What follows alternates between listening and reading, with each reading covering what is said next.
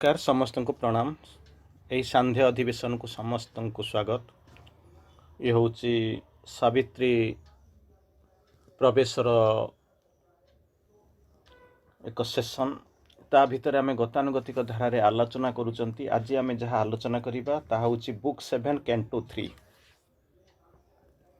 Book 7 canto 3 the entry into the inner countries, अंतर्जगत को प्रवेश। ये कहानी शुणी सारा पर आपण कहे आपण किसी सन्देह किसी लगे ना, कारण आपण आ भीतर किसी परिचित हो गले। किंतु साधारण भाव में जो कहे अंतर्जगत को प्रवेश कहले आम कौन करूँ, entry into the inner countries. साधारण भाव में आम देखुं देश गुड़ी अच्छा, भारत जमी हूँ गोटे देश, China, Pakistan, Bangladesh, America, Russia एम सब अच्छा। किंतु जिनसटा हूँ आपड़ कहते तार भीतर को प्रवेश ताने भाव भारत हूँ गोटाए देश। धीरे धीरे आम भीतर को प्रवेश करवा, महाराष्ट्र को बॉम्बे को जावा, दिल्ली को जावा, कलकाता को जावा, भुवनेश्वर जावा, इम्फाल को जावा, हैदराबाद को जावा, चंडीगढ़ को जावा। तेणु यही भाई आम हुए तो आम मन में थी पारे किसी भावना किसी चिंतन। किंतु एठी जो आम इनर कंट्री को कहूँ, ये हूँ प्रवेश तो निश्चित, किंतु इनर कंट्री को आम निजर भीतर भीतर को प्रवेश करुचु। जो भीतर को प्रवेश करने कथा चिंता करा जाउची, आम बाह्यमुखी अच्छु कौटी ना बाहर अच्छु। एबे करिबु कोन ना भीतर को प्रवेश करिबु। कहले बाहर कौन अच्छी भीतर कौन अच्छी, कहले यही भाया जिनस अच्छी। बाहर जो आप प्रवेश करेंगे, देखा आरंभ करेंगे, कौन से पाइबे एक्सटर्नाल माइंड, भाइटाल, फिजिकल। बाहर बाह्य मन, बाह्य प्राण, बाह्य शरीर या देखुंत सहित किसी आपण मैंने परिचित अच्छा, संपूर्ण अपरिचित कहीहब ना। तेणु किसी आम परिचित अच्छु। जिते सेठू आम जो भीतर को जी आरंभ करूँ, गोटे सबलाइम गोटे रेंज पड़ो। सबलाइम माने कहते इनर माइंड, इनर भाइटाल जो इनर फिजिकल जहाँ को कहते तारी भीतर को आप प्रवेश करेंगे, सूक्ष्म शरीर भीतर को प्रवेश करेंगे। जो तीन टा जाक लेयर को आपण मैंने सबलाइम बोलिक कहते, ता भीतर को पशिले इनमोस्ट सेल्फ हूँ कौन ना साइकिक रियल चैत सत्ता जोटी अच्छा।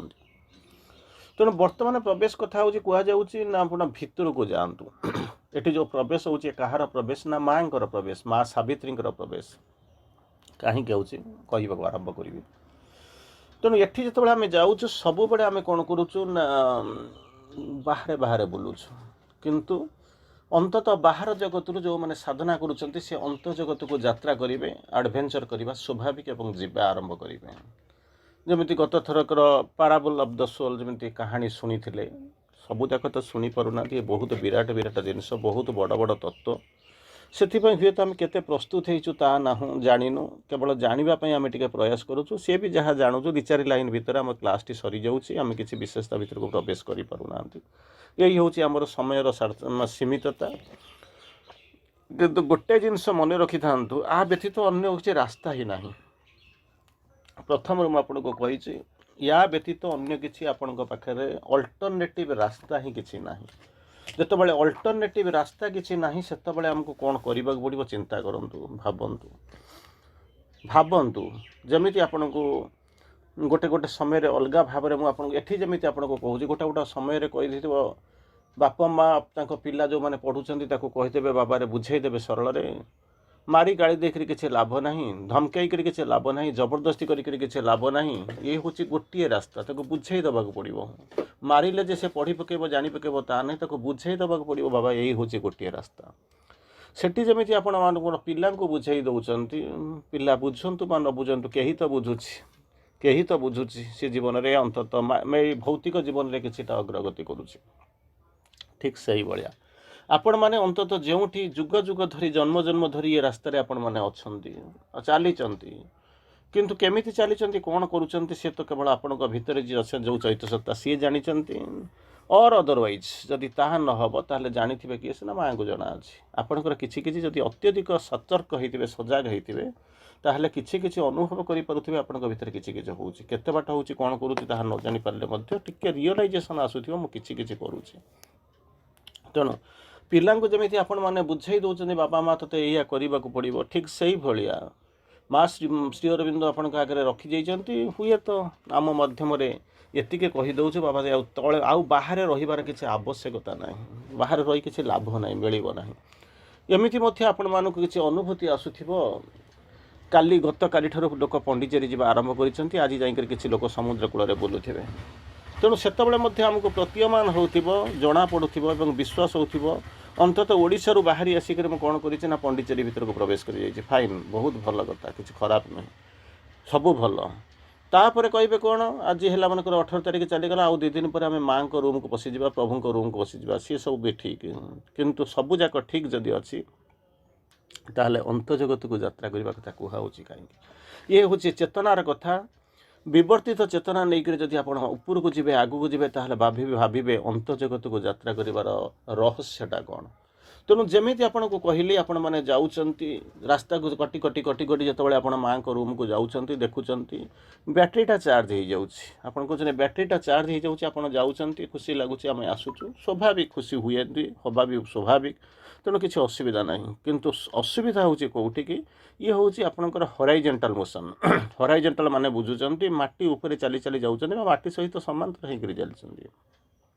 ତାହା ଯଥେଷ୍ଟ ନୁହଁ, ତାହା ଯଥେଷ୍ଟ ନୁହେଁ, ଭିତରକୁ ଯିବାକୁ ପଡ଼ିବ।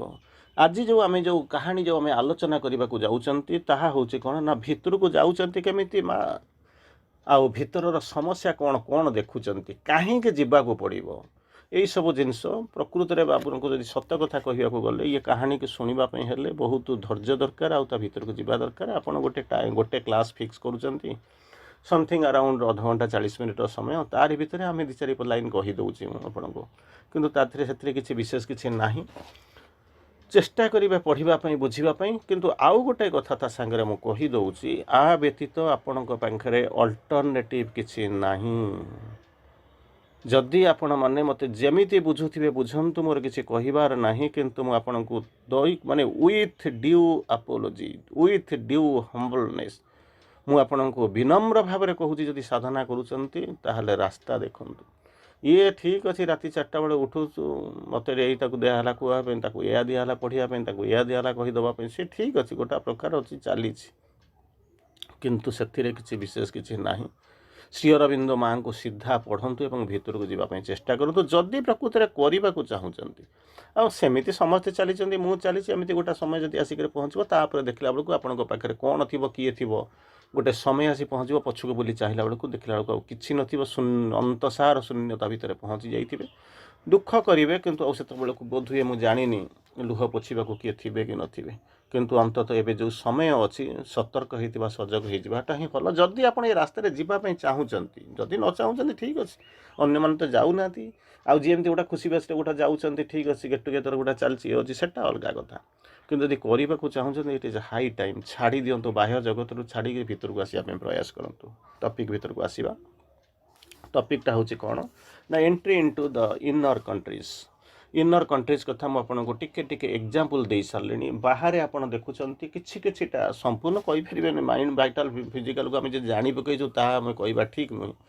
କିନ୍ତୁ ଅନ୍ତତଃ କିଛି ଆମର ଥିଓରିଟିକାଲ୍ ନଲେଜ୍ ହେଉ ବା ଅଳ୍ପ କିଛି ଏକ୍ସପିରିଏନ୍ସ ଆମ ଭିତରେ ଅନ୍ତତଃ ଦେଖାଯାଉଛି, ପ୍ରତୀୟମାନ ହେଉଛି, ଆମ ଭିତରେ କିଛି ମାନେ ଟିକେ କ୍ଲିଅର୍ ହେଲା ଭଳିଆ ଜଣାଯାଉଛି।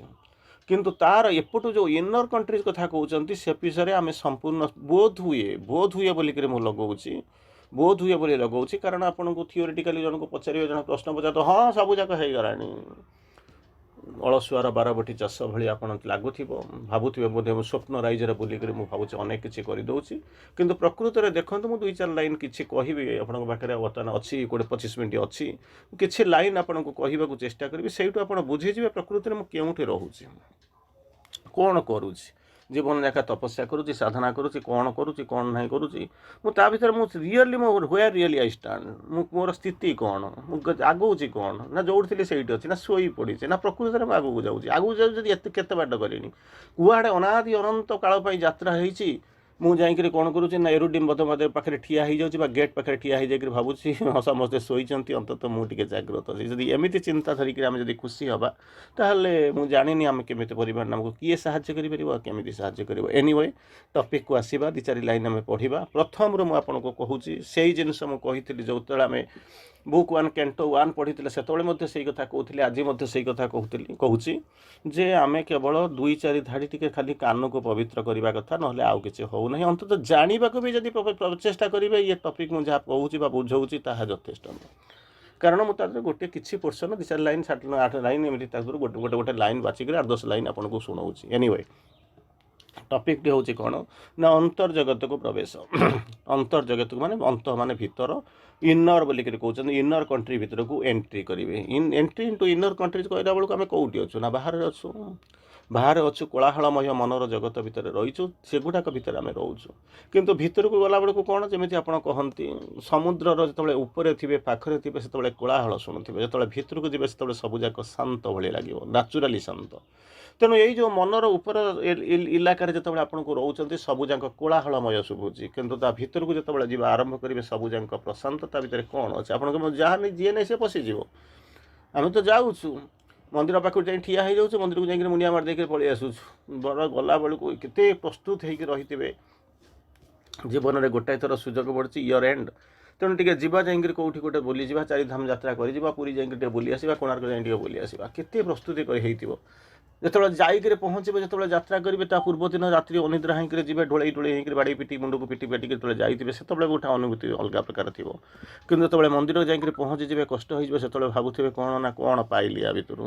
ସେଇଭଳିଆ ଆସୁଛି, କଷ୍ଟ ହେଉଛି, ମୁଁ ଯେଉଁଥିପାଇଁ ଆସିଥିଲି ସେଥିପାଇଁ ଆଖି ଖୋଲୁନି, ପାଦ ଚାଲୁନି, ଭୋକ ହେଲାଣି, କେଉଁଠି ଚାଲିବାକୁ ବାଟ ପାଉନି। ସେଇଠୁ ଆପଣଙ୍କର ସ୍ପୃହା ମରିଯିବ, ଯେମିତି ଯାତ୍ରା ମୂଳରୁ ଆଇନି ତ ବାହାରିବ ଯାତ୍ରା। ତାପରେ ମନ୍ଦିର ଭିତରକୁ ପଳେଇଯିବେ, ଗୋଟେ ସମୟରେ ଯାହା ହେଉ କୌଣସି ପ୍ରକାର ମୁଣ୍ଡିଆ ମାରି ଦେଇକରି ପଳେଇ ଆସିବେ। ଆୟୁଷ୍ମାନ ହାତ ଟେକି ବସିଥାରେ ବୃଦ୍ଧ ବ୍ରାହ୍ମଣ ତୁ ତ ମନ୍ଦିର ବେଢ଼ାରେ, ପଳାତକ ସାଜି ଭକ୍ତମାନେ ଚାଲିଯିବେ, ତୋ ଆଖିର ସାମ୍ନାରେ, ତୋ ମନର ଇଲାକାରେ। ଭାବୁଥିବେ ଭଗବାନଙ୍କୁ ମୁଁ ଯାଉଛି ମୁଣ୍ଡିଆ ମାରି ଆସୁଛି, କ'ଣ ହେଉଛି, ଭଗବାନ ଚାହିଁଛନ୍ତି, ଆମେ ତାଙ୍କ ଆଗରେ ପଳାତକ ସାଜି ଦେଉଛି, ମୋତେ ଇଏ ଦିଏ, ସିଏ ଦିଏ, ସିଏ ଦିଏ, ସିଏ ଦିଏ। କିନ୍ତୁ ଭଗବାନ କହୁଛନ୍ତି ତୁ ଆସିଥିଲୁ କାହିଁକି, ମାଗିକରି ଯାଉଛୁ କ'ଣ, ନେଇକରି ବି କରିବୁ କ'ଣ। ଠିକ୍ ଅଛି, ତୋର ଯାହା ଦରକାର ମୁଁ ନେଇଯିବି। ଦୋକାନଟା ଖୋଲା ହେଇଛି, ଲୋକ ଯାଉଛନ୍ତି, ଥୁଆ ହେଇଛି, ଭାଇ ବାଛ ନେଇକରି ଚାଲିଯାଅ। କିନ୍ତୁ କିଛି ଅସୁବିଧା ନାହିଁ, ତୁମେ ଯେଉଁଥିପାଇଁ ଆସିଥିଲ ସେଠୁ କେତେ ପରିମାଣରେ ନେଇକରି ଗଲ, ସେଠି ସେଇ କଥା ଭାବିବେ ଏବଂ କ୍ଳାନ୍ତ ହେଇକରି ଫେରି ଆସିବେ। ବର୍ଷକର ଯାହା ଆପଣ ପ୍ଲାନ୍ କରିଥିବେ, ଯେତେବେଳେ ଫେରି ଆସୁଥିବେ ସେତେବେଳେ ଭାବୁଥିବେ କେମିତି ମୁଁ ଘରେ ଯାଇକରି ପହଞ୍ଚିଯିବି। ଆରେ ବର୍ଷେ କ'ଣ ଯଦି ଘରୁ ବାହାରିବୁ, ଘରେ ପହଞ୍ଚିବା ଯେହେତୁ ତ ଜୀବନ, ସେଇଠୁ ଜୀବନର ଶେଷ କଥା ସେଇ ଘରଟା ଯଦି ହେଇଥିବ, ତାହେଲେ ବର୍ଷ ସାରା ପ୍ଲାନ୍ କରିକରି ପାଇଲୁ କ'ଣ। ଏମିତିକା ପ୍ରଶ୍ନର ଉତ୍ତର ବୋଧହୁଏ ଆପଣଙ୍କୁ ମିଳିଯାଇ ସାରିବନି ମୁଁ ଆଶା କରିକରି ଆଲୋଚନା ଭିତରକୁ ଯାଉଛି। ଆଲୋଚନା ହେଉଛି ଏଇଭଳିଆ, କେମିତିକା କଥା କହୁଛନ୍ତି, କେମିତି କ'ଣ ହେଉଛନ୍ତି, ଇନୱାର୍ଡ଼ ମୁଭମେଣ୍ଟ। ଇନୱାର୍ଡ଼ ମୁଭମେଣ୍ଟ ଯେଉଁ 2-4 ଲାଇନ୍ ଆପଣଙ୍କ ପାଇଁ ଅଛି, 20-22 ମିନିଟ୍ ଆଉ ଆପଣଙ୍କ ପାଖରେ 25 ମିନିଟ୍ ଅଛି ସମୟ। ତେଣୁ କହୁଛନ୍ତି ଇନୱାର୍ଡ଼ ମୁଭମେଣ୍ଟ। ଇନୱାର୍ଡ଼ ମାନେ ବାହାର, ମନ ପ୍ରାଣ ଶରୀର ଛାଡ଼ି। ମୁଁ ଆପଣଙ୍କୁ କହୁନି ଜଗନ୍ନାଥ ମନ୍ଦିର ଭିତରକୁ ଇନର ମୁଭମେଣ୍ଟ ଭିତରକୁ ଯାଆନ୍ତୁ, ମାଆଙ୍କୁ ରୁମ୍କୁ ଦର୍ଶନ କରିବାକୁ ଯାଉଛନ୍ତି କହୁଛନ୍ତି, ମୁଁ ସେ କଥା କହୁନି। ଆଶ୍ରମ ଖୋଲୁଛି, ଆପଣ ଯାଇକି ସେଠି ଧ୍ୟାନ କରିବାକୁ ବସୁଛନ୍ତି କି ମୁଣ୍ଡିଆ ମାରିବାକୁ ବସୁଛନ୍ତି, ମୁଁ ତାହା କହୁନି। ଏନିୱେ ଆପଣ ଯେଉଁ ପଟରେ ଯେମିତି ବୁଝନ୍ତୁ, ସେଠି ଗଲେ ମଧ୍ୟ ମୁଁ କିଛି ମନା କରୁନାହିଁ। ସେ ଯେଉଁ ଜିନିଷ ଭିତରକୁ ଆପଣ ଯାଉଛନ୍ତି, ଆପଣଙ୍କର ଅନୁଭୂତିଟା କେମିତି ହେବ, କ'ଣ କେମିତି ହେବ ନା ଲାଇନ୍ କରିକରି ଯାଉଛୁ, ତା ଭିତରେ ପ୍ରବେଶ କରି ଯାଉଛୁ, ଟିକେ ମୁଣ୍ଡିଆ ମାରିଦେଉଛୁ, ବସିଯାଉଛୁ, ଧ୍ୟାନ କରୁଛୁ, ଆସୁଛୁ। ଏମିତି ହେଉଛି ନର୍ମାଲ ମନ୍ଦିରରେ। ଆପଣ ପଣ୍ଡିଚେରୀକି ଯାଉଛନ୍ତି, ଅନେକ ଲୋକ ଯାଇଥିବେ ମଧ୍ୟ, ଆପଣଙ୍କ ଭିତରେ କିଛି ଯେଉଁମାନେ ଆଟେଣ୍ଡ କରୁଥିବେ ସେ ମଧ୍ୟ କାହା ଭିତରୁ କେହି ମେ ବି କାଉଣ୍ଟେଡ୍ ଫ୍ୟୁ, ଜଣେ 2 ଜଣ କିଏ ବସି ଶୁଣି ବି ଥାଇପାରନ୍ତି, କହି ହେଉନି। କିନ୍ତୁ କଥା ହେଉଛି ସେମାନେ ଟିକେ ଅନୁଭବ କରନ୍ତୁ ଏଠି ଇନର କଣ୍ଟ୍ରି କଥା କ'ଣ କହୁଛନ୍ତି। Inward movement.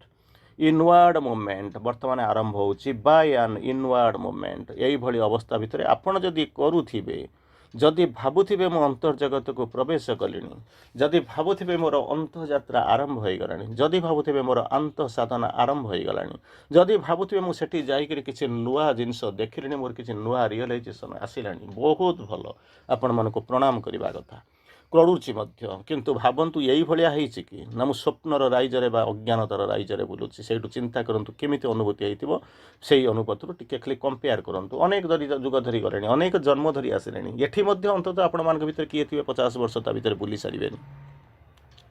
କିନ୍ତୁ ଦେଖନ୍ତୁ ପ୍ରକୃତରେ ଏଇଭଳିଆ ହେବା କଥା। ଯଦି ଏଇଭଳି ଅନୁଭୂତି କିଛି ଆସିଥିବ ତାହେଲେ ଆପଣ ଜାଣିବେ ମୁଁ ଭିତରକୁ ଯାଇଛି। ଯଦି ନ ଆସିଥିବ ଚେଷ୍ଟା କରିବିନି। ଯଦି ଭାବୁଛନ୍ତି ମୁଁ ବେଳରୁ ଯାଇନି ତାହେଲେ ଯାତ୍ରା ଆରମ୍ଭ କରିବା।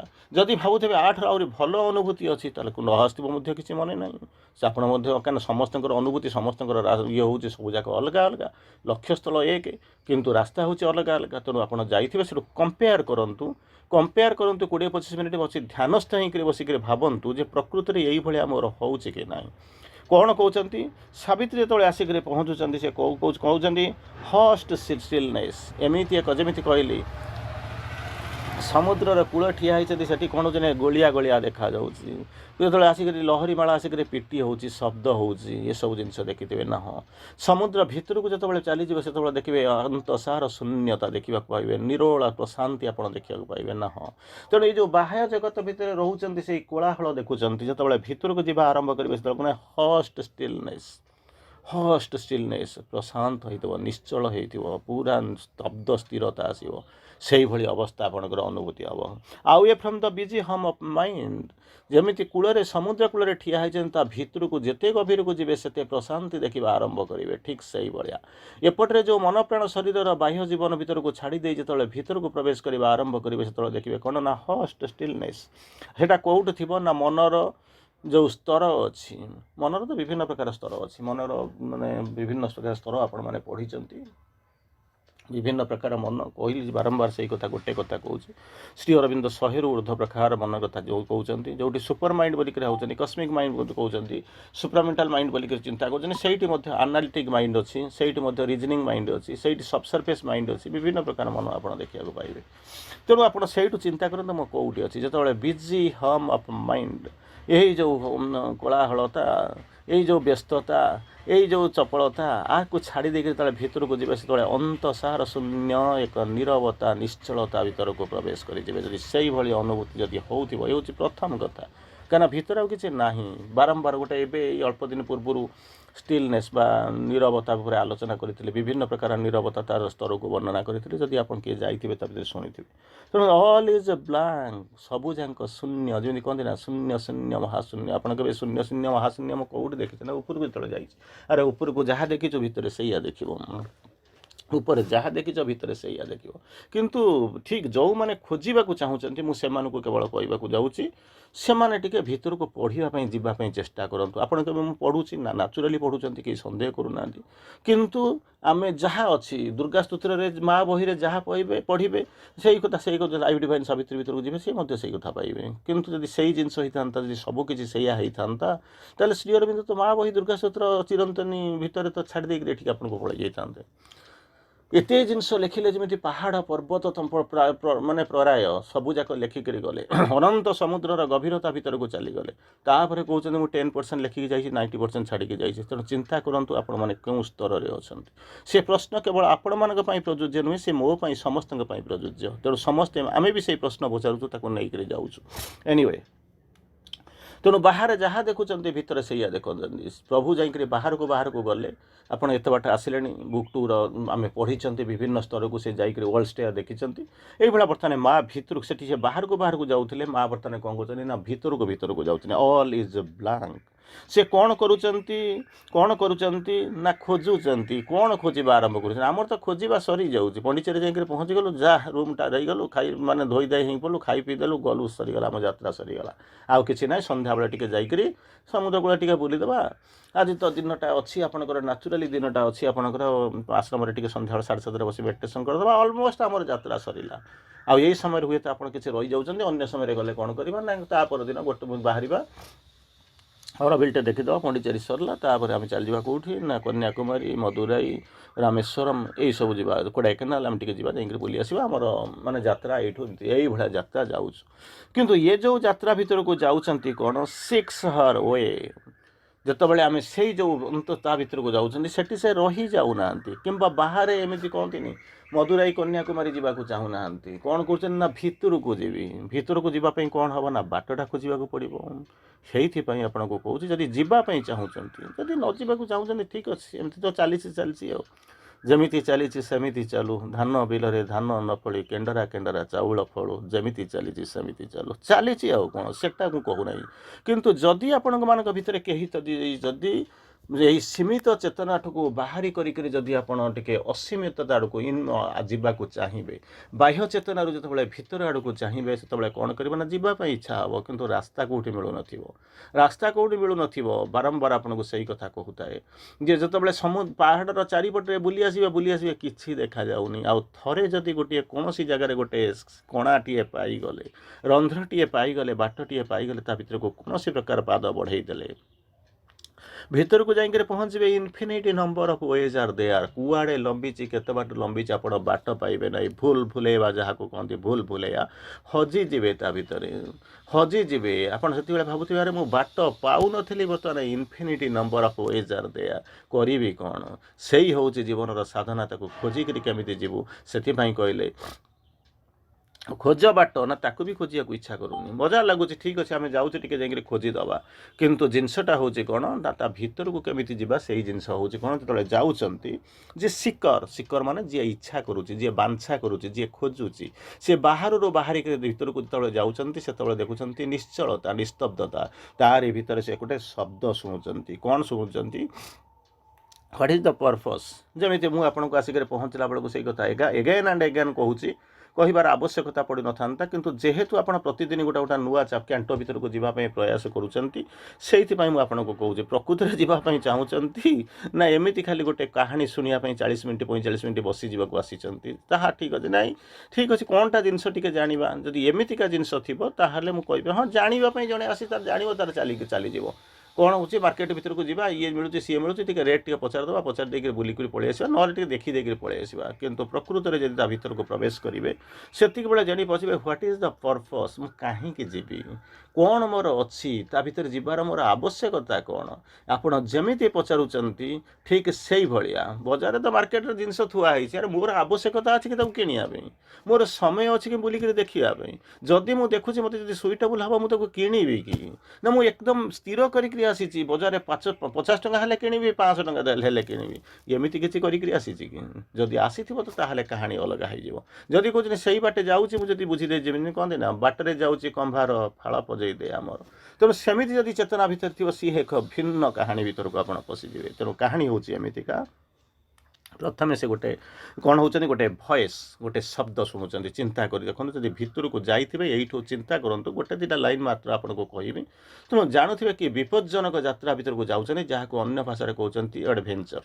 ଯଦି ଏଇଭଳିଆ କିଛି ଅନୁଭୂତି ହେଉଥିବେ, ତାହେଲେ ଜାଣୁଥିବେ ମୁଁ କିଛିଟା ଯାଉଛି, ନହେଲେ ନାହିଁ ଏମିତି ଖୁସି ବାସିରେ ଯାଉଛି, ଭାଷଣ ଦେଇକି ଆସୁଛି, ଭାଷଣ ଶୁଣିକିରି ଆସୁଛି, ମୋବାଇଲକୁ ଥୋଇ ଦେଇକି ଶୋଇପଡ଼ୁଛି। ମୁଁ ଜାଣିନି କେମିତି କ'ଣ, ହାଉ ୟୁ ୱିଲ୍ ବି ହେଲ୍ପଡ୍, କେମିତି କ'ଣ ହେବ ମୁଁ ଜାଣିନି। ଦାଉ ସିକେଷ୍ଟ ଫର୍ ମ୍ୟାନ୍, ତାକୁ କହୁଛନ୍ତି ତୁ ଆସିଛୁ ତୁ ନିଜ ପାଇଁ ଆସିନାହୁଁ। ଯେଉଁ ଇଚ୍ଛା କରୁଛୁ, ଅଭିଳାଷ ପୋଷଣ କରୁଛୁ, ଯାହା କରିବାକୁ ଯାଉଛୁ, ଯେଉଁ ଖୋଜିବାକୁ ଆସୁଛୁ, ସେ ମଣିଷମାନଙ୍କ ପାଇଁ, not for thy self alone. ତୁମ ପାଇଁ ଏଥିରେ କିଛି ନାହିଁ। କାହିଁକି କିଛି ନାହିଁ ନା, ସିଏ ହେଉଛନ୍ତି ସେଇଭଳିଆ ସତ୍ତା, ଆପଣମାନେ ହେଉଛନ୍ତି ମଧ୍ୟ ସେଇଭଳିଆ ସତ୍ତା, କିନ୍ତୁ ପାର୍ଥକ୍ୟ ହେଉଛନ୍ତି ସିଏ ଜାଣିଛନ୍ତି ମୁଁ ଅସୀମ, ଆମେ ଜାଣିଛନ୍ତି ଆମେ ସୀମିତ। କେହି ଜଣେ ମାଆଙ୍କ ପ୍ରଶ୍ନ ପଚାରିଲା, ମା ତୁ କ'ଣ ଭଗବାନ? ମା ଟିକେ ନଇଁ ଆସିଲେ ମାନେ ସେ କେମିତି ଥିଲେ, ଉପରେ ଥିଲେ, ସିଧା ଥିଲେ, ବର୍ତ୍ତମାନ ଟିକେ ନଇଁ ଆସିକି ତାକୁ ଗେଲ କରିଦେଇକରି କହୁଛନ୍ତି ମୁଁ ବି ଭଗବାନ, ତୁ ବି ଭଗବାନ, ପାର୍ଥକ୍ୟ ହେଉଛି ମୁଁ ଭଗବାନ ବୋଲି ନିଜକୁ ମନେ ରଖିଛି, ତୁ ଭୁଲି ଯାଇଛୁ। ଯେଉଁଦିନ ମନେ ପକାଇବା ଆରମ୍ଭ କରିବୁ, ସେଇଦିନ ଭଗବାନ ହେବା ଆରମ୍ଭ କରିବୁ। କିଛି ଲୋକ ଜାଣି ଯାଆନ୍ତି ତ ଏମିତି ଭୁଲି ଯାଇଛନ୍ତି। କିଛି ଲୋକ ଅନ୍ତତଃ ମନେ ପକାଇବାକୁ ଚେଷ୍ଟା କରିବା ପୂର୍ବରୁ ଅନେକ ଥର ଭାବୁଛନ୍ତି, ଯଦି ମୁଁ ମନେ ପକାଇବି, ଯଦି ମୁଁ ଭଗବାନ ହେବା ଆରମ୍ଭ କରିବି, ତାହେଲେ ଏଠିକାର ଅବସ୍ଥା କ'ଣ ହେବ। କାହାଣୀଟି ଯେମିତି କହେ, ହୁଏତ ଆପଣଙ୍କୁ ବହୁତ ଅନେକ ପୂର୍ବରୁ ଟଚ୍ କରିଥିବ। ଜଣେ ଡେଥ୍ ବେଡ଼୍ରେ ଅଛି, ମରିବ, ଆଉ କେଇଟା ମୁହୂର୍ତ୍ତ ପରେ ସେ ମରିବ, ଆଉ ଅଳ୍ପ ସମୟ ପହଞ୍ଚିଛି, ଅଳ୍ପ ସମୟ ପରେ ସେ ମରିବା ଆରମ୍ଭ କରିବ, କିନ୍ତୁ ତାର ମରିବାକୁ ଇଚ୍ଛା ନାହିଁ। ତେଣୁ ସେ କ'ଣ କରୁଛି ନା, ଭଗବାନଙ୍କୁ ପ୍ରାର୍ଥନା କରୁଛି, ଭଗବାନ ମୋର ଇଚ୍ଛା ନାହିଁ ମରିବା ପାଇଁ, ପ୍ରାର୍ଥନା କରୁଛନ୍ତି। ଭଗବାନ ଆସିକରି, ଜଣେ ଆଞ୍ଜେଲ ଆସିକରି ପହଞ୍ଚୁଛନ୍ତି, କହୁଛନ୍ତି କାହିଁକିରେ ଦୁଃଖ କରୁଛୁ, କ'ଣ ପାଇଁ ଦୁଃଖ କରୁଛୁ? ନା ମୁଁ ମରିବାକୁ ଚାହୁଁନି। ନା କାହିଁକି ମରିବାକୁ ଚାହୁଁନ? ବଞ୍ଚିବାକୁ ଚାହୁଁଥିବୁ ଯଦି ତା ପଛରେ କିଛି ଉଦ୍ଦେଶ୍ୟ ଥିବ, ଯଦି ମରିବାକୁ ଚାହୁଁଛୁ ତା ପଛରେ କିଛି ଉଦ୍ଦେଶ୍ୟ ଥିବ। ବଞ୍ଚିବାକୁ ଚାହୁଁନୁ ମାନେ ହେଉଛି ତୋ ପଛରେ କିଛି ଉଦ୍ଦେଶ୍ୟ ଥିବ। ତୁ ବଞ୍ଚିବାକୁ ଚାହୁଁଛୁ ମରିବାକୁ ଚାହୁଁ ତା ପଛରେ ଉଦ୍ଦେଶ୍ୟ କ'ଣ? କହୁଛି ନାଇଁ ମୁଁ ଆଜ୍ଞା ମରିବିନି, ମରିଲେ ମୋର ଲାଭ ହେବ କ'ଣ? ନା ତୋର କ୍ଷତି ବି ତ କିଛି ନାହିଁ। କହିଲେ କେମିତିକା କଥା? ନା ତୁ ଏବେ କ'ଣ କରୁଛୁ ନା ଯାଉଛୁ ମନ୍ଦିରକୁ ଯାଉଛୁ, ଯେମିତିକି ପ୍ରଥମେ କହିଲେ ଯେତେବେଳେ ଯାଉଛୁ ସେଠି କ'ଣ ତୋତେ କିଏ ସ୍ୱାଗତ କରୁଛନ୍ତି? ମନ୍ଦିର ଗେଟ୍ ଖୋଲୁଛି, ତୁ ଯାଉଛୁ ବୁଲାବୁଲି କରି ଆସୁଛୁ, କେହି ତୋତେ ପଚାରୁନାହାନ୍ତି। ପାନ୍ଥଶାଳା କେବେ ପଚାରି ବୁଝେ ନା କାହିଁକି ଆସିଛ ବୋଲି। ତେଣୁ ଏମିତି ଅବସ୍ଥା ଭିତରେ କିନ୍ତୁ ତୋର କେସ୍ ହେଉଛି ଟିକେ ଅଲଗା। କାହିଁକି ନା ତୁ ଯିବା ପୂର୍ବରୁ ଚାହୁଁନୁ, ଭଗବାନଙ୍କୁ ପ୍ରାର୍ଥନା କରୁଛୁ ନା ହଁ ଯେତେବେଳେ ଯିବୁ ସ୍ୱର୍ଗପୁରୀ, କାରଣ ତୋର ସୋ କଲ୍ଡ ତୁ ହେଉଛି ଗୋଟେ କ'ଣ ଡେଭଲପ୍ଡ ସୋଲ୍। ତେଣୁ ତୁ ଯେତେବେଳେ ଯାଇକରି ପହଞ୍ଚିବୁ କ'ଣ କରିବୁ ନା ସ୍ୱୟଂ ଭଗବାନ ସେଇ ଯେଉଁ ଗେଟ୍ ପାଖରେ, କିଛି ସମୟ ପରେ ମୁଁ ଗେଟ୍ ଖୋଲି କହିବି, ସେଇଥିପାଇଁ ଏ କାହାଣୀଟି କହୁଛି। ଗେଟ୍ ପାଖରେ କ'ଣ କରିବେ ନା ଭଗବାନ ଫୁଲ ତୋଡ଼ା ନେଇକରି ତୋତେ ବସିଥିବେ ସ୍ୱାଗତ କରିବା ପାଇଁ। ସେତେବେଳେ ତୁ ଯିବୁ ଭିତରକୁ ପ୍ରବେଶ କରିବୁ, ତୋତେ ଫୁଲ ତୋଡ଼ା ଦିଆଯିବ। ଆଉ ତା ଭିତରେ ଦେଖିବୁ ଏମିତିକା ଇଏ ତମିଶ୍ରା ନଥିବ, ଇଏ କାଳିମା ନଥିବ, ଇଏ ଯନ୍ତ୍ରଣା ନଥିବ, ଏଇ ଜୀବନର ଅନ୍ତ ଯେଉଁ ଯନ୍ତ୍ରଣାର ସ୍ୱର ତୋତେ ଶୁଣିବାକୁ ପଡ଼ୁନଥିବ। ତା ଭିତରକୁ ଯିବୁ। ଆଚ୍ଛା ଭିତରକୁ ଗଲେ ଯାଇକରି କ'ଣ କରିବୁ ନା ଦେଖିବୁ ଏମିତି ଯାହାକୁ କହୁଛୁ ଏ ଯେଉଁ ଆଲୋକ ଦେଖିବା, ଜ୍ୟୋତିର୍ମୟତା ଦେଖିବା ଆରମ୍ଭ କରିବୁ। ଦେବତାମାନଙ୍କୁ ଦେଖିବୁ, ନୃତ୍ୟ ଦେଖିବା ଆରମ୍ଭ କରିବୁ। ମେନକା ଉର୍ବଶୀଙ୍କର ରମ୍ଭା ମେନକା ଉର୍ବଶୀଙ୍କର ନାଟ ଶୁଣିବା ଆରମ୍ଭ କରିବୁ। ଇନ୍ଦ୍ରାଣୀକୁ ଦେଖିବୁ, ଇନ୍ଦ୍ରଙ୍କୁ ଦେଖିବୁ, ଦେବତାମାନଙ୍କୁ ଦେଖିବୁ। ବୁଝେଶ୍ରବା ଅଶ୍ୱ, ଐରାବତ ହସ୍ତି, ପାରିଜାତ ଫୁଲ, ସ୍ୱର୍ଗର ଗଙ୍ଗା, ଅନେକ ଜିନିଷ ଦେଖିବାକୁ ପଡ଼ିବ। ତୁ ଖୁସି ହେଇଯିବୁ। ତାପରେ ସେ ଲୋକଟା ବସିକରି ଭାବୁଛି, କହୁଛି ହଁ ପ୍ରକୃତରେ ଭଲ କଥା। କାହିଁକିନା ଭଗବାନଙ୍କୁ ଯେତେବେଳେ ମୁଁ ଦେଖିବି ସେ ଯେଉଁ ସ୍ୱର୍ଗରେ ରହିବ ଆଠରୁ ଭଲ କଥା ନୁହଁ। ତଥାପି ଲୋକଟା ମୁହଁ ମାଡ଼ି ଦେଉଛି। ତାକୁ ପଚାରୁଛନ୍ତି ଭଗବାନ କାହିଁକି ମନ ଦୁଃଖ କଲୁ? କହିଲା ସବୁ ଆପଣ ଯାହା କହୁଛନ୍ତି ଠିକ୍, ମୁଁ କିଛି ଭୁଲ ବୋଲିକିରି କହୁନି। ତାହେଲେ କ'ଣ ପାଇଁ ଦୁଃଖ କରୁଛୁ? ସବୁ ତ ଖୁସି ହେବା କଥା। କହିଲା ମୁଁ ଭାବୁଛି ସବୁ ସ୍ୱର୍ଗରେ ବର୍ତ୍ତମାନ ମିଳିବ, କିନ୍ତୁ ସ୍ୱର୍ଗରେ ତ ମୋ ସ୍ତ୍ରୀ ନଥିବ ମୋତେ ରୋଷେଇ କରିକି ଏମିତି ସୁନ୍ଦରିଆ ଖାଦ୍ୟଟା ଖାଇବା ପାଇଁ ଦେବା ପାଇଁ। ତେଣୁ ମୁଁ ସେଇଥିପାଇଁ ଦୁଃଖ କରୁଛି। ଆଞ୍ଜେଲ ମୁଣ୍ଡରେ ହାତ ଦେଇକରି ବସୁଛନ୍ତି, କହୁଛନ୍ତି ହତଭାଗ୍ୟ ସିଏ ଦେଶ, ହତଭାଗ୍ୟ ସେହି ଜାତି, ହତଭାଗ୍ୟ ସିଏ, ହତଭାଗ୍ୟ ସେହି ଦେଶ, ହତଭାଗ୍ୟ ସେହି ଜାତି। ଯେତେବେଳେ ଦେବ ମୁହୂର୍ତ୍ତ ଆସିଛି ଶୋଇଯାଇଛି ସିଏ। ଯିବାକୁ ଚାହୁଁନୁ, ତତେ ସ୍ୱର୍ଗରେ ଭଗବାନ ସ୍ୱାଗତ କରିବା ପାଇଁ ଫୁଲ ତୋଡ଼ା ଧରିକରି ବସିଛନ୍ତି। ସେଠି ମୋତେ ପଚାରୁଛୁ ମୋ ସ୍ତ୍ରୀର ସୁନ୍ଦର ହାତ ବଢ଼ା ହାତ ରନ୍ଧା ଭାତ ଖାଦ୍ୟ ମିଳିବ କି ନାହିଁ, ସେ ସୁସ୍ୱାଦୁ ଖାଦ୍ୟ ମିଳିବ କି ନାହିଁ। ତେଣୁ ଚେତନାର ବିବର୍ତ୍ତନ ହେଉଛି କି ନା ଅର୍ଦ୍ଧଗତି ହେଉଛି, ଏଠୁ କଳ୍ପନା କରନ୍ତୁ। ଏନିୱେ ସେଠି ଯେତେବେଳେ ଉପରକୁ ଯିବାକୁ ଯେତେବେଳେ ଆପଣମାନେ, ମୁଁ ଯେମିତି ଆପଣଙ୍କୁ କହୁଛନ୍ତି, ମୁଁ କହୁଛି ବାରମ୍ବାର କହୁଛି, ଆଉ ଏଠି ରୁହନ୍ତୁ ନାହିଁ, ଚାଲିଯାଆନ୍ତୁ। ଠିକ୍ ସେଇଭଳିଆ ସେଇଭଳି ସ୍ୱର ମାଆଙ୍କୁ ଆସିକରି ପହଞ୍ଚୁଛି। କ'ଣ ପାଇଁ ଆସିଛ? ତୁମେ ଆସିଛ, ତୁମେ ଯେଉଁ ଆସିକରି ମାନିଫେଷ୍ଟ କରୁଛ ତୁମ ପାଇଁ ଆସିନାହ, ତୁମ ପାଇଁ ଆସିନାହଁ। କାହା ପାଇଁ ଆସିଛ? For men. ତୁମେ ଯାହା ବାଞ୍ଛା କରୁଛ, ଯେଉଁ ଆଗକୁ ଯାଉଛ, ଯେଉଁ ଆଡ଼ଭେଞ୍ଚର କରୁଛ, ସବୁଯାକ ଇଏ ମାନବ ଜାତି ପାଇଁ। ଇଏ ତୁମ ପାଇଁ କିଛି, not for thy self alone. Unless God assumes humanity he can't save him. ଯଦି ଉପରେ ଥାଇକରି ଭଗବାନ କହିବେ ମୋ ସୃଷ୍ଟିଟା ଠିକ୍ ଠାକ୍ ଅଛି, ମୋ ସୃଷ୍ଟିର କୌଣସି ଟିକେ ବିଚ୍ୟୁତି ହୋଇନାହିଁ, ତା ଭିତରେ କୌଣସି ଗୋଟାଏ ଯେମିତି ଯାହା ସୋ କଲ୍ଡ ଆପଣଙ୍କ ଭିତରେ ଯେମିତି ବିକୃତି ଆସୁନାହିଁ, ତାହେଲେ କ'ଣ ହେବ ନା ସୃଷ୍ଟି କେମିତି ଅଛି ଆପଣ ତାହାକୁ ଧରି ନେବାକୁ ପଡ଼ିବ। ଭଗବାନ ବୋଧେ ଆଖି ବୁଜି ଦେଇଛନ୍ତି, ଭଗବାନ ତା କରୁନାହାନ୍ତି। କ'ଣ କରିବା ଆରମ୍ଭ କରୁଛନ୍ତି? ପ୍ରତି ମୁହୂର୍ତ୍ତ ସଜାଗ ଅଛନ୍ତି, ସଚେତନ ଅଛନ୍ତି। ପ୍ରତି ମୁହୂର୍ତ୍ତରେ ସେ ତାକୁ ଦେଖୁଛନ୍ତି, ଅନୁଭବ କରୁଛନ୍ତି। କେମିତି କ'ଣ କହୁଛନ୍ତି? ତାହେଲେ କରିବାକୁ ପଡ଼ିବ କ'ଣ? ସେ ଉପରେ ନୁହନ୍ତି, ଉପରେ ଥିଲେ ଯେଉଁ ଯାହା ଶକ୍ତିକୁ ପଠେଇଲେ, ଯାହା ପଠେଇଲେ ସେ ସବୁ ନେଥର ଅପୋଜିଟ୍, ତା ଉଲ୍ଟା ହେଇଗଲା। ସତ୍ୟ ମିଥ୍ୟା ହେଇଗଲା, ଲୋକ ଅନ୍ଧାର ହେଇଗଲା, ଅତିଚେତନା ନିଶ୍ଚେତନା ହେଇଗଲା, ଜୀବନଟା ମୃତ୍ୟୁରେ ପରିଣତ ହେଇଗଲା। ତେଣୁ ଏସବୁ ଜିନିଷ ହେଲା ପରେ ତାକୁ ଉଦ୍ଧାର କରିବା ପାଇଁ ଭଗବାନ ଜାଣିଲେ, କହିଲେ ଏଇଟା ଗୋଟେ ଭୟଙ୍କର ପୃଥିବୀ ମୁଁ ଯାହାକୁ ତିଆରି କରିଦେଲି। ତେଣୁ ତାଙ୍କ ଶକ୍ତିକୁ ପଠେଇଲେ, ସେ ମଧ୍ୟ କିଛି କାମ କଲା ନାହିଁ। ତେଣୁ କ'ଣ କଲେ ନା ଭଗବାନ ସ୍ୱୟଂ ଭିନ୍ନ ରୂପରେ ଆସିକରି ପହଞ୍ଚିଲେ। ଆରି ଭିତରେ ରହୁଛନ୍ତି। ନିବର୍ତ୍ତନକୁ ବିବର୍ତ୍ତନରେ ବିବର୍ତ୍ତିତ କରିକରି, ପରିବର୍ତ୍ତନ କରିକରି ପୁନର୍ବାର ଯେଉଁଠି ଥିଲେ ସେଇ ଯେଉଁ ନେଥର ଅରିଜିନାଲ୍ ଷ୍ଟେଟ୍କୁ ନେବା ପାଇଁ ଚାହୁଁଛନ୍ତି, ଅପୋଜିଟ୍ରୁ ଅରିଜିନାଲ୍ ଷ୍ଟେଟ୍କୁ ନେବା ପାଇଁ ଯାଉଛନ୍ତି, ଆମରି ଭିତରେ ଅଛନ୍ତି। ଠିକ୍ ଏଠି ସେଇ କଥା କହୁଛନ୍ତି, ତୁମେ ସେଇ ଜିନିଷ କରିବାକୁ ଆସିଛ। ତୁମେ କାହିଁକି ଭାବୁଛ ମୁଁ ହେଉଛି ରାମ, ମୁଁ ହେଉଛି ଦାମ, ମୁଁ ହେଉଛି ଶ୍ୟାମ, ଏଇସବୁ ଯେଉଁ ଜିନିଷ ଆପଣମାନେ ଯେଉଁମାନେ ଅଛନ୍ତି ସେଗୁଡ଼ାକୁ ଭାବନ୍ତୁ ନାହିଁ। ସେଗୁଡ଼ାକ ଆପଣଙ୍କ ପ୍ରକୃତରେ ପରିଚୟ ନୁହେଁ। ସେଥିପାଇଁ ଆସିନଥିଲ, ହେଲା ଠିକ୍ ଅଛି। ଏଠି ଆସିକରି ପହଞ୍ଚିବ, ଗୋଟେ ଜାଣିବା ପାଇଁ ଗୋଟେ ପରିଚୟ ଦରକାର। ତେଣୁ ଗୋଟେ ପରିଚୟ ନେଇଛନ୍ତି, ଗୋଟେ ଜାଗାରେ ରହିଛନ୍ତି, ସେ ସବୁ ଠିକ୍ ଅଛି। କାକତାଳି କଥା, ବାହ୍ୟ ଜିନିଷ। କ'ଣ କରିବାକୁ ପଡ଼ିବ? ଯେପର୍ଯ୍ୟନ୍ତ ଯେଯାଏ ଭଗବାନ କ'ଣ କରିଛନ୍ତି, ହ୍ୟୁମାନିଟିକୁ ଆଜ୍ୟୁମ୍ କରିନାହାନ୍ତି, ମାନବ ରୂପ ଆସିନାହାନ୍ତି, ମାନବୀୟତାକୁ ଧରି ନାହାନ୍ତି, ମାନବର କାର୍ଯ୍ୟକଳାପ ଭିତରକୁ ଫେରି ନାହାନ୍ତି, ମାନବୀୟତା ଭିତରକୁ ଫେରି ନାହାନ୍ତି, ସେ ପୃଥିବୀରେ ମଣିଷମାନଙ୍କୁ କେବେ ରକ୍ଷା କରିପାରିବେ ନାହିଁ। ଅତଏବ ତାଙ୍କୁ ରକ୍ଷା କରିବାକୁ ପଡ଼ିଲା। ତେଣୁ କ'ଣ କଲେ ନା ହ୍ୟୁମାନିଟି ଭିତରକୁ ପ୍ରବେଶ କଲେ। ତାପରେ କହୁଛନ୍ତି ଦାଉ ମଷ୍ଟ ଆକ୍ସେପ୍ଟ। ଆଚ୍ଛା ସେଇଠି ବର୍ତ୍ତମାନ କହିବେ ଯେତେବେଳେ ମଣିଷଟା ଯେମିତି କହୁଛି ମୁଁ ତଳୁ ଆଉ ଉପରକୁ ଯିବାକୁ ଚାହୁଁ ଚାହୁଁନି କାହିଁକିନା ମୋ ସ୍ତ୍ରୀର ରୋଷେଇର ଖାଦ୍ୟର ସ୍ୱାଦ ମୁଁ ତାକୁ ଯେମିତି ଭୁଲି ପାରୁନି ବୋଲିକରି କହୁଛନ୍ତି, ସେମିତି ଭଗବାନ ବି ଯଦି ଓଲଟା ପଚାରିବେ କେବେ ପଚାରିବେ ନାହିଁ। କିନ୍ତୁ ଯଦି ପଚାରିବେ ଇଏ ଆଲୋକଟା, ଇଏ ଜ୍ୟୋତିର୍ମୟତା, ଇଏ ସତ୍ୟଟା, ଇଏ ଇମୋର୍ଟାଲିଟି କି ଇଏ ସୁପର କନସାଇନ୍ସକୁ ଆକୁ ଛାଡ଼ିକରି ମୁଁ ତା ଓଲଟାକୁ କାହିଁକି ଯିବି? ଅନ୍ଧାର ଭିତରକୁ ଯାଇ କାହିଁକି ଯିବି? କାଳିମା ଭିତରକୁ କାହିଁକି ଯିବି? ଯନ୍ତ୍ରଣା ଭିତରକୁ କାହିଁକି ଯିବି? ମୃତ୍ୟୁ ଭିତରକୁ କାହିଁକି ଯିବି? ଯଦି ଏଇ କଥା ପଚାରନ୍ତି ତାହେଲେ ସରିଗଲା କାମ ସରିଗଲା।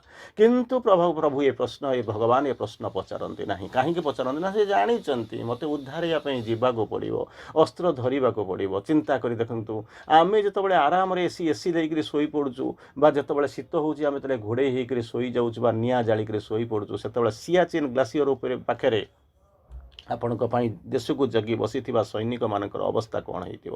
ତାକୁ ଯେତେବେଳେ ଅନୁଭବ କରିଥିବ ଯେ ପ୍ରକୃତରେ ଏପଟରେ ପ୍ରଭୁଙ୍କର ସେଇଭଳିଆ ଅବସ୍ଥା ଆପଣମାନଙ୍କୁ ଆମମାନଙ୍କୁ ପଠେଇଛନ୍ତି ସଜାଗ ହେବା ପାଇଁ, ସଚେତନ ହେବା ପାଇଁ। କ'ଣ କରିବ? Accept man's darkness to bring their light. ଏହି ଯେଉଁ ଅନ୍ଧକାର ଅଛି ସେ କେମିତିକା ନା ମ୍ୟାନ୍ସ ଡାର୍କନେସ୍, ମଣିଷର ଅନ୍ଧତ୍ୱକୁ, କାରାକୁ, କାଳିମାକୁ, ନିଶାକୁ କ'ଣ କରିବ ନା ତାକୁ ଗ୍ରହଣ କରିବ। ଆଚ୍ଛା, ଗ୍ରହଣ କରିକରି ଖାଲି କ'ଣ ଅଛି? ଠିକ୍ ଅଛି, ସବୁଯାକ ଦେଇଦିଅ, ଦୟା କରିକରି ମୁଁ ଆସିକରି ପହଞ୍ଚିଛି, ଦେଇଦେବା, କିଛି କିଛି ପଇସା ଦେବା କଲା ନାହିଁ। ତାଙ୍କର ଡାର୍କନେସ୍କୁ ଗ୍ରହଣ କରିବ। କ'ଣ କରିବା ପାଇଁ ନା ବ୍ରିଙ୍ଗ ଲାଇଟ୍ ଟୁ ହିମ୍, ଅନ୍ଧାରକୁ ଗ୍ରହଣ କରିଯିବ। ଅନ୍ଧାର ବଦଳରେ ତାଙ୍କ ପାଖରେ ଆଲୋକ ଜ୍ୟୋତିର୍ମୟତାକୁ ଆଣିକରି ଥୋଇବାକୁ ତୁମେ ଆସିଛ। ଆଉ କ'ଣ କରିବାକୁ ଆସିଛ? His sorrow to bring their bliss to him. ତାଙ୍କର ଯେଉଁ ଦୁଃଖ ଅଛି, ଯନ୍ତ୍ରଣାକୁ ଅଛି, ତାକୁ ତୁମେ କ'ଣ କରିବ ନା ଗ୍ରହଣ କରିଦେବ। ଆଉ ସେଇ ଯେଉଁ ଶୂନ୍ୟ ସ୍ଥାନରେ ଆଣିକରି କ'ଣ କରିବ ନା ଆନନ୍ଦର ପ୍ରବାହ, ଆନନ୍ଦର ଫଲ୍ଗୁଧାରା ବୁହାଇ ଦେବ, ଆନନ୍ଦ ତାଙ୍କ ଉପରେ ଢାଳିଦେବ। ସେଇଥିପାଇଁ ତୁମର ଜନ୍ମ ହେଇଛି, ଫର୍ ଦ୍ୟାଟ୍ ପର୍ପସ୍। ଏହିସବୁ ଜିନିଷ କ'ଣ କରିବା ପାଇଁ? ଯେଉଁ ହେଭନ୍ ବର୍ନ ସୋଲ୍ ତୁମର କ'ଣ ଅଛି ଇନ୍ ଦ ମ୍ୟାଟେରିଆଲ ବଡି, ଏ ଭୌତିକ ଶରୀର ଭିତରେ ତୁମର ଭିତରେ ଯେଉଁ ଆତ୍ମା ଅଛି ତାକୁ ପ୍ରଥମେ କ'ଣ କରିବାକୁ ପଡ଼ିବ? କ'ଣ କରିବାକୁ ପଡ଼ିବ? ଫାଇଣ୍ଡ ଇଟ୍, ତାକୁ ଖୋଜିକିରି ପାଅ। କାରଣ ୟାକୁ ନେଇକରି ଆପଣ ଲଢ଼ି ପାରିବେ ନାହିଁ, ୟାକୁ ନେଇକରି ଆପଣ ଆଗେଇ ପାରିବେନି। ଗାଡ଼ି ଯାଉଛି ଠିକ୍ ଅଛି, କିଛି ଅସୁବିଧା ନାହିଁ, ଗାଡ଼ି ଯାଉଛି କିନ୍ତୁ ଯାଇପାରିବ ନାହିଁ। ବର୍ତ୍ତମାନ ଯେମିତି ଆପଣ ଗୋଟେ ସମୟରେ କ'ଣ ନା ଆମେ ହିମାଳୟ ପର୍ବତ ଉପରକୁ ଚଢ଼ି ପାରୁନୁ, ଯାଇପାରୁନୁ, ସେଠି ଛୁଇଁ ପାରୁନୁ। କେଇ ଜଣ ହାତ ଗଣତା ଲୋକ, ଟେଞ୍ଜିଂ ନର୍ଗେ ଟାଇପ୍ର କେତେଜଣ ଲୋକ ବା ଅନେକ ଲୋକ ଚେଷ୍ଟା କରୁଛନ୍ତି, ତା ଭିତରେ ଗୁଡ଼ାଏ ଲୋକ ମରି ଯାଉଛନ୍ତି, କିଏ ଗୋଟେ ରହୁଛନ୍ତି। ସେମାନେ ଗୋଟେ ସାର୍ଟିଫିକେଟ୍ ଦେଇକି ଆସିଛନ୍ତି କ'ଣ ନା ଆମେ ହିମାଳୟକୁ ଆରୋହଣ କରିଥିଲୁ। এইଭଳିଆ ଜିନିଷ ଥିଲା। ତାପରେ ହିମାଳୟ ତ ଆରୋହଣ କଲେ, ଏହା ତ ଦେଖିଲେ ଆଉ କ'ଣ ଦରକାର, କାହିଁକି ମରିବାକୁ ଯିବା, ଏମିତି ଯେଉଁ ଜିନିଷ ଆସିକରି ପହଞ୍ଚିଥିଲା।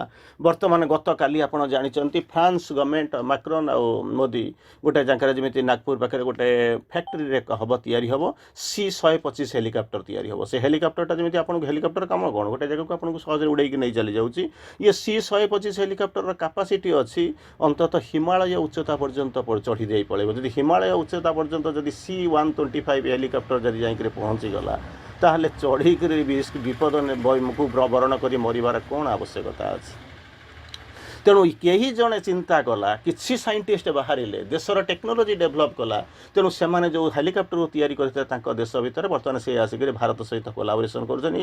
C-125କୁ ଧରିକରି ଯିବେ ଆପଣ, ଆଉ ଚଢ଼ିବା ଦରକାର ନାହିଁ, ଟ୍ରେନିଂ ନେବା ଦରକାର ନାହିଁ, ବରଫରେ ଭିଜିବା ଦରକାର ନାହିଁ, ଏକାଥରେ ଯିବେ, ସେ ଆପଣଙ୍କୁ ନେଇକି ସେ ଉପରେ ଛାଡ଼ିଦେବ। ତେଣୁ ଭାରତରେ ସେ ବ୍ୟବହାର ହେବ, ପୃଥିବୀକୁ ମଧ୍ୟ ବିକ୍ରି ହେବା ଆରମ୍ଭ କରିବ। ତେଣୁ ଚିନ୍ତା କରନ୍ତୁ, ଯଦି ଟେକ୍ନୋଲୋଜି ଏତେ ବାଟ ଯାଇକରି ପହଞ୍ଚି ସାରିଲାଣି, ମୁଁ ସେଇଥିପାଇଁ ବାରମ୍ବାର କହୁଛି ସବୁ ଠିକ୍ ଅଛି ଯେ, କିନ୍ତୁ ଚେତନାର ଏକ ଊର୍ଦ୍ଧ୍ୱସ୍ତରକୁ ଯିବା ପାଇଁ ପ୍ରୟାସ କରନ୍ତୁ। ନଚେତ୍ ସେଇଭଳିଆ ଭାବିବେ ମୁଁ ହିମାଳୟ ଚଢ଼ିବାକୁ ହେଲେ ଯଦି ଏଭରେଷ୍ଟରେ ପହଞ୍ଚିବି, ତାହେଲେ ମୋତେ ମାନେ କ'ଣ ହେବ, ଇଚ୍ଛା କରିବାକୁ ପଡ଼ିବ, ପ୍ରାକ୍ଟିସ୍ କରିବାକୁ ପଡ଼ିବ, ଟ୍ରେନିଂ ନେବା ପାଇଁ ପଡ଼ିବ, ଯିବି, ହେବ କି ନାହିଁ, ମରିଗଲେ କିଏ ହେବ। ଏଇ ବସିକରି ଭାବିବା ପୂର୍ବରୁ ଆପଣ ଭାବନ୍ତୁ ଯେ ଆପଣଙ୍କ ପାଖରେ ଗୋଟେ ସାଧନ ମିଳିଗଲାଣି, ଯାହାର ଅନ୍ୟ ନାମ ହେଉଛି C-125 ହେଲିକପ୍ଟର। ତେଣୁ ଏଇ ଯେଉଁ ଜିନିଷ ଆପଣ ଭାବୁଛନ୍ତି, ମୁଁ ଯଦି ସେ ଥରେ ତଳେ ବସିଲା ବେଳକୁ ଆପଣ ହିମାଳୟ ଶୃଙ୍ଗ ଆପଣଙ୍କୁ ଅନେକ ଉଚ୍ଚ ଦେଖାଯାଉଛି। ଆଉ ଥରେ ଯଦି ହିମାଳୟରେ ପହଞ୍ଚିବା ଆରମ୍ଭ କରିବେ, ତାପରେ ହୁଏତ ମୁଁ ନ ଯାଇପାରେ କି ନ ଭାବିପାରେ, ମୋରି ଭଳି ଆଉ ଜଣେ କେହି ଭାବିବ, ଏଠୁ ଯଦି ମୁଁ ଉଡ଼ି ଯାଇ ପହଞ୍ଚେ, ତାହେଲେ କୈଳାସ, ବୈକୁଣ୍ଠ, ସେଇ ଯେଉଁ ସାକେତ ଗୋଲକର ଶୃଙ୍ଗରେ ମୁଁ କେମିତି ଯାଇକରି ପହଞ୍ଚିଯିବି? ଏଠି ସିନା ପାହାଡ଼ ଚଢ଼ିବା ପାଇଁ ମୋ ପାଖରେ ସାଧନ ଅଛି, ମୁଁ ଚଢ଼ି ଯାଇକରି ହିମାଳୟର ଶୃଙ୍ଗରେ ଯାଇକରି ଏଭରେଷ୍ଟରେ ପହଞ୍ଚିଯିବି, କିମ୍ବା C-2 ଗଡ଼ୱିନ୍ ଅଷ୍ଟିନ୍ରେ ଯାଇକରି ପହଞ୍ଚିଯିବି, କିନ୍ତୁ ସେଠି ତ ମୋତେ ଆଉ ଦେଖା ତ ଯାଉନି, ମୁଁ କେମିତି ଯିବି? ଅନ୍ତତଃ ସେଠିକି ଗଲା ପରେ ତାର ପରବର୍ତ୍ତୀ ଅବସ୍ଥାକୁ ଆସିବ। ତେଣୁ ତାଙ୍କ ପ୍ରଶ୍ନ ଆସିକରି ପହଞ୍ଚିଲା, କ'ଣ କରିବାକୁ ପଡ଼ିବ? Find thy heaven born soul ये जो सोलटा होची तार सृष्टि एठी नुह ठीक अच्छे मनीष आम सब जन्म हो माँ ठार जन्म होचु एठी आसिक डिसेंड करूँ सब ठीक अच्छे किंतु सेटा हूँ जो सोल बोलिक कहते सी हूँ हेवन बर्न से जो अच्छी आपण भितर प्रथमे खोजा चाह ताकू जदि न खोज ताकू जदि न पाइब ता संगे जदि कंटाक्ट न कर ताकू जदि आपण को बाहर को न आण जदि साइकिसाइजेसन हम ना जदि लिबरेसन हम ना आसेंट जदि आरंभ न हो ट्रिपल ट्रांसफॉर्मेशन ये सब भीतर को जब आप नजीबे तार फ्रीडम न आसो तार ग्रेटनेस न आसो एमि सब जिन ना जो शोलु से शोक खाली संध्या राति दिन में खाली भाषण देवा व्यतीत अन्य आम किसी करें to the best of my knowledge ये भाषण जदि पेट पुरंता पेट कि पूरी आमको दियो हे राशन तेणु एगुड़ाकर किसी हबार कौन संभावना ना जहाँ हम ताको अंतत एबेठारु चेष्टा करूँ कहे ना ये जन्म हेनी आर जन्म किए देखी आर जन्म कौन हम ये जन्मरू आर जन्म होकर थे पाठचक्र धरी प्रचेषा कला बेलू हुए तो अनेक वर्ष बीती जाए हुए तो बोली लगुच मुझे आप समस्त सहधैर्य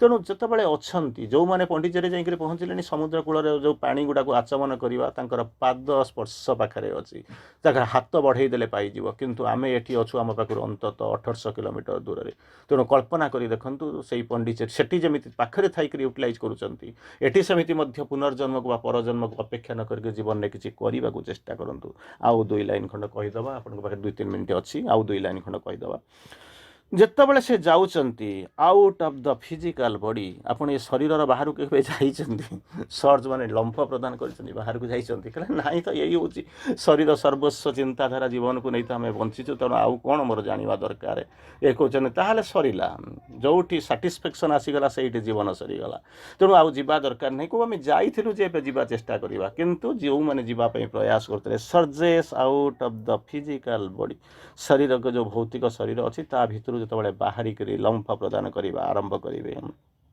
कौटी पहुँचे ना जो आपणकर स्तर भितर अच्छा जो आपणकर रिचेबिलिटी भितर अच्छा तार ऊर्ध्व को टिके चलीजे अर्थात निज भितर बाहरिक टिके ऊर्ध्व को चलीजे सेठी कौन करेंगे in the hearts divines her secret soul in its heart divines her secret soul से बेले बसिक भावे से जो सिक्रेट सोल जो हेवन बर्न सोल जो साइकिक बीइंग जहाँ को कहते सी आपण भितर अच्छी तेणु से कौन करेंगे ना कबाटा मुझे जानी अरे सब आप सीना यात्रा कर जाऊँगी पुरी रे तो जगन्नाथ मंदिर पाखे पहुँचिक से जो सिंह द्वार पाखे पहुँचले ठक ठक कर जाकर कबाट खोल ना एमती जाऊँ बोलिक जो कबाट देखिए से ठक ठक कर आरंभ करेंगे ताल तो मो घर पाखे जो कबाटा बंद होती तो ठक ठक करती यही अच्छा बोलिक भावुंट आप कबाटा ठक ठक कर ठीक से भाया जितेबाला या भितर बाहरी जाकि जितेबाला जानुंट चैत्य सत्ता अच्छी तार जो मंदिर जहाँ भितर को जावाई चाहूँगी तो गेटा निश्चित पड़ी निश्चित भाव में पड़ी तेणु गेटा खोलवा दरकार अरे ये सीना मंदिरटा अच्छी किए खोली दौर पकड़ पकाऊँ बंद करदे ये सब जिन अच्छी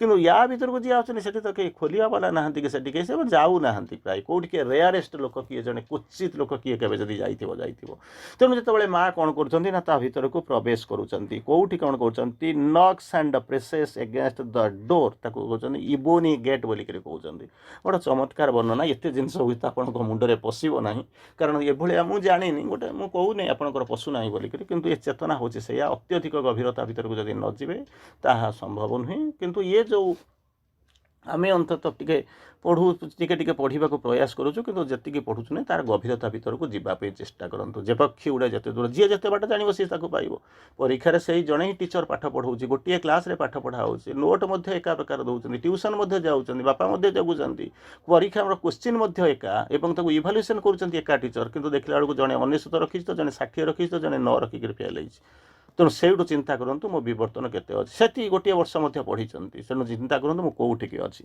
जितेबाला कौन कर नक एंड प्रेसेस नक मैंने ठक ठक करेंगे से जो गेटा अच्छी ठक ठक करेंगे कि प्रेस करेंगे पुश पुल करती गेट्रे गेटा को कौन करेंगे ना आगू देवे कि पछू देवे तो ठक ठक करेंगे कि प्रेस करेंगे एगेंस्ट द डोर सेतिक बेले कहते से जो डोरटा कौन है ना मंदिर जो जहाँ कहते सिंह द्वारा हो जो द्वारा आप कहते आपणकर घर द्वाराटा जमी घर को सुरक्षा देकर रखी मंदिर द्वारा जमी मंदिर को सुरक्षा दौर राजप्रसाद जो मुख्य द्वाराटा सी जमी राजप्रसाद को सुरक्षा दौर सेमती आपणकर इनर लाइफ गोटे बाहर लाइफ गोटे हूँ भीतर लाइफ बाहर लाइफ को जी प्रोटेक्शन देकर रखुच्छी जो सुरक्षा दौर से गेट पाखे ठिया होकर कौन कर नक कर प्रेस कर नक मैंने हाथ में जो ठक ठक करवा आ गोटे हूँ प्रेस करवा मैंने चापुंट जीव खोलवाई से बेले कौन कर लाउड क्राई यही जाइए तो ये सरला जदि न जाइए एठू अनुभव करूँ से आसिक पहुँचा कर भितर गोटे शब्द आसो प्रथम शब्दटा भयसटा शुणी कौन ना एनकरेजिंग भयस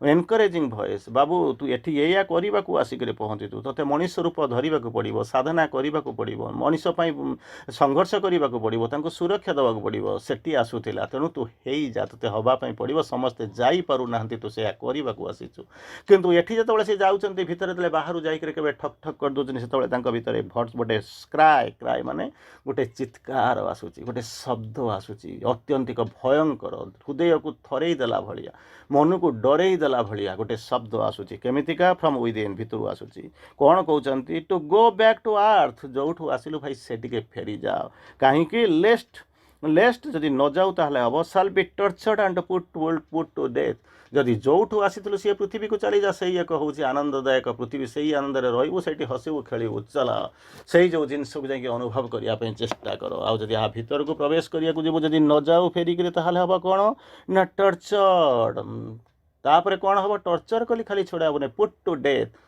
मृत्यु वरण करने को पड़ो मरण मुखरे तुमको छाड़ी दिज्व जदि मरवा न चाहूँ जदि टर्चर हाँपाई न चाहूँ ताहले भीतर को जीवार कौन सी आशा पोषण न करी बरं जो पृथ्वी थिलु से ही पृथ्वी को फेरी जाओ यही कथा शुणी सारा पर मु भावुची आम भितर जीवार भीतर को प्रवेश करिवार संकल्प अच्छी कि नहीं मु कहि परिबे नहीं किंतु सावित्री स्थिर कर सारी मु जीवी नहीं जीवी देखी एवं देखई देवी लेखिबी एवं लेखई दे जीवी लोकों को धरिक नहीं जाकर पहुँचबी कारण ता व्यतीत अन्य किसी बाट नहीं नान्य पंथा विद्यते समस्त को प्रणाम धन्यवाद वंदे मातरम।